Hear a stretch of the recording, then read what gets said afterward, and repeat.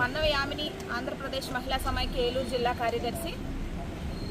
మహిళలకి నిర్ణయాల్లో భాగస్వాములు చేయాలని 33% రిజర్వేషన్ తక్షణమే అమలు చేయాలని సంతకాల జిల్లాలో రాష్ట్ర వ్యాప్తంగా ప్రతి జిల్లాలోని కూడా సంతకాల సేకరణ అయితే చేయడం జరిగింది. ఈరోజు ఆ సంతకాలన్నింటినీ మన కలెక్టర్ గారికి మెమోరాండం ద్వారా అందించడానికి వచ్చాము.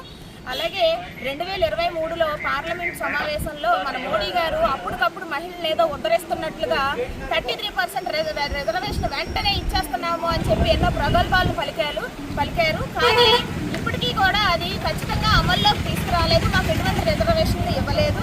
ఇప్పుడైనా కనీసం ఈ పార్లమెంట్ సమావేశాల్లో అమలు చేయమని కోరుతుంటే దానికి డీలిమిటేషన్ని జనగణన్ని లింకు పెట్టి దాన్ని మళ్ళీ వెనక్కి నెట్టే ప్రయత్నం అయితే చేస్తున్నారు.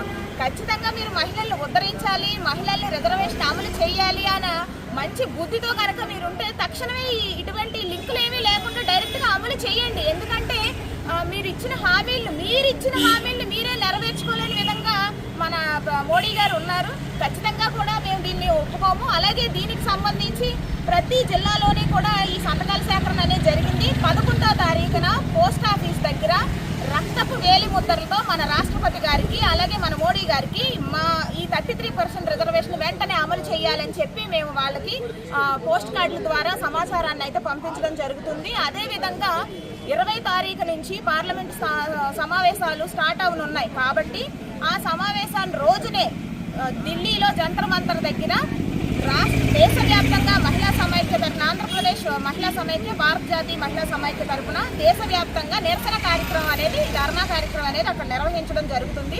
ఖచ్చితంగా ఈ చట్టసభల్లో దీనికి సంబంధించి మీరు చర్చలు జరిపి తక్షణమే 33% రిజర్వేషన్ అమలు చేయాలని ఖచ్చితంగా కోరుకుంటున్నాం. ఒకవేళ ఎట్టి పరిస్థితుల్లో మీరు చేయనట్లయితే గనక మరింత మహిళా సంఘాలన్నింటినీ కలుపుకొని మాకు రిజర్వేషన్ వచ్చే వరకు కూడా మేము దీన్ని సాధిస్తామని చెప్పి భారత జాతీయ మన ప్రధాని గారిని హెచ్చరిస్తున్నాం. ధన్యవాదాలు.